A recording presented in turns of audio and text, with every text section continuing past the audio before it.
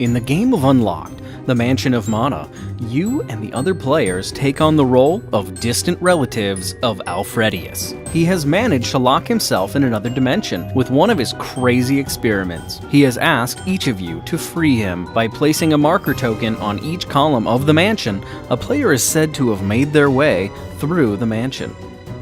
The first to do so is given fame, fortune, and his all-powerful knowledge of interdimensional travel. As always, there is a twist. Each room that a player enters offers them some strategic value by granting them either a repeating ability or a one-time use ability. Often, these abilities can be chained together to provide for greater strategic value. To begin the game, the mansion needs to be built from the key cards. Depending on the number of players you play with, the mansion is set up differently. In a 2 or 3 player game, the mansion is made up of 5 alternating columns of 2 cards and 3 cards. In a single 4 or 5 player game, the mansion is made up of 5 columns in a diamond-shaped pattern. The rune cards are shuffled and each player is given 4 rune cards to start. In addition, each player is given the tokens of their color. The River of Mana is set up off to the side of the mansion. This is done by drawing a number of cards from the top of the rune deck equal to the number of players plus 1. These are placed face up. The first player begins by going through the 4 phases of a turn: key activation, draw runes, cast runes, and meditate.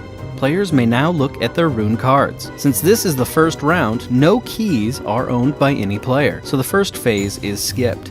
Next, the first player draws runes. A player can either draw 2 cards from any combination of the river, the top of the draw deck, or the top of the discard pile. Or, if a player wants to try their luck, they can draw all 3 rune cards from the top of the draw deck.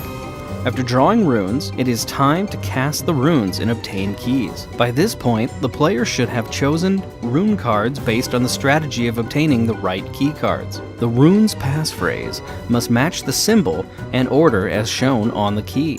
This is important because players must build the passphrase in the precise order, and once a card is played in front of them, the runes cannot be rearranged.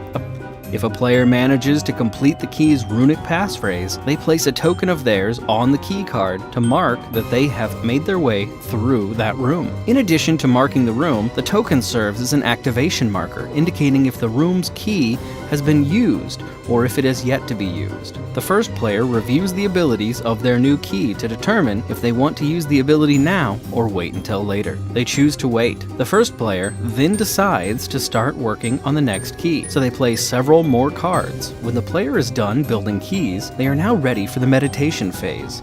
Since the player is beneath the hand limit of 3, the river is set up again, and the next player clockwise is informed it is now their turn. Since this is the first round, the next player clockwise begins but also has no keys claimed. For Phase 2, they draw all 3 cards from the draw deck. In Phase 3, they play a special card. Special cards can be played at any time during your turn. This card is the Spider Familiar, which allows a player to steal a rune from another player or any of the draw rune locations. The player decides to take the middle rune of the first player's passphrase that they were working on. When a rune is stolen from a partially completed passphrase, all of the runes after the stolen rune are discarded. In this case, only 1 rune is discarded.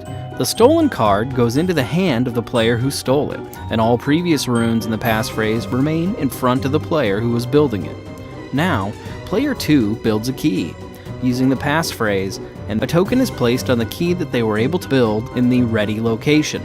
Then meditation phase begins. The player is under the 3-card hand limit plus 1 for their newly created key ability, so does not need to discard any. No cards were taken from the river, and so it must be refreshed. The oldest card, furthest from the deck, is discarded. All of the cards in the river are shifted down 1 location and a new card is drawn. The next player is then informed it is their turn. The third player reviews their runes in hand and the ones available in the river and decides to take from the river for their Phase 2. Phase 3, casting runes, now begins. The third player creates a passphrase of a key already made by another player. This is acceptable as multiple players can make their way into the same room. Both players continue to be granted the same power. The third player now ends their turn and resets the river. The first player now begins again.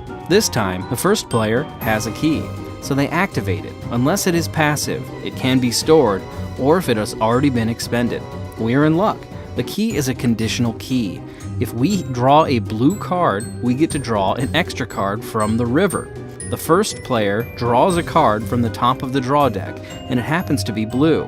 Knowing this, the first player draws 1 card from the river, and the rest from the draw deck, giving them 4 total cards, as the one from the river was a key effect and not part of their draw. The first player begins to build a second key and completes it, claiming the key with a token and discarding the runes spent. The river is reset and the next player begins. The second player would activate their key, except it is passive, so it is always in effect. The player draws 1 card from the river and 1 card from the discard.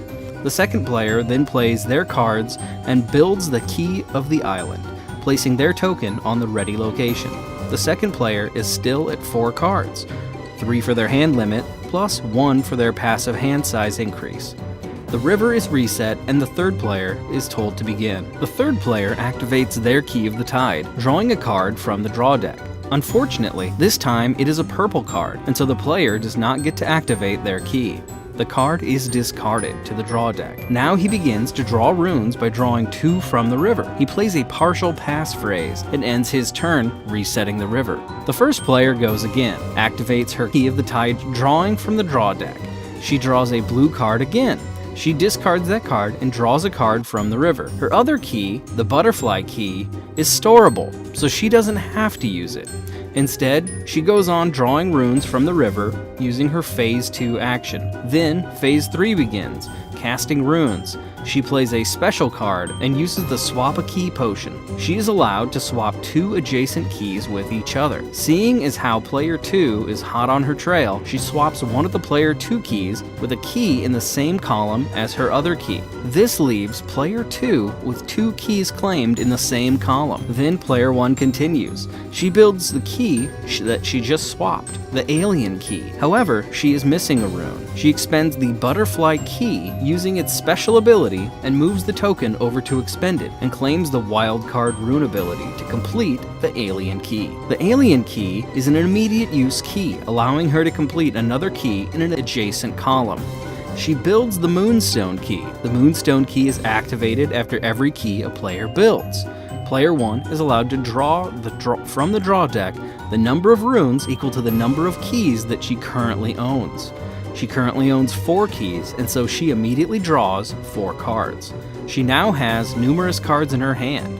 She begins to build another key, and then ends her turn, resetting the river. The second player activates her key of the island. She draws a green. She steals a key from the discard. Then she draws her next 2 cards from the discard pile. She then plays a spider familiar to steal a card. She steals another card from the discard pile. She then also builds the alien key, but instead of the Moonstone key, she claims the Chimera key.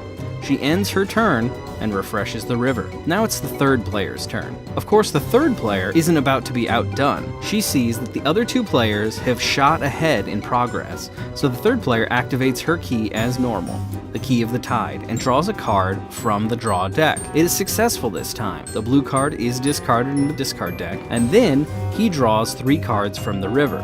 1 for the key ability, and 2 for the drawing runes in the current phase. Phase 3 begins, casting runes. The third player plays the Add a Key special card. The third player draws 2 key cards and determines which key to play. The chosen key card can then either be placed around the perimeter of the board in any column, including columns 0 or 6, adding a new column, or it can be used to replace an existing key that is currently unobtained. The third player replaces one of the higher valued keys in a column full of high values. The third player is hoping to blitz through some of these columns with lower values, so it benefits him to stack the mansion with smaller targets, particularly if the other players already have claimed rooms in those other columns. The third player then completes the key that he was previously working on and completes the second key as well. The third player then refreshes the river and tells the next player it is their turn. If at any time the runic deck runs out, it is reshuffled.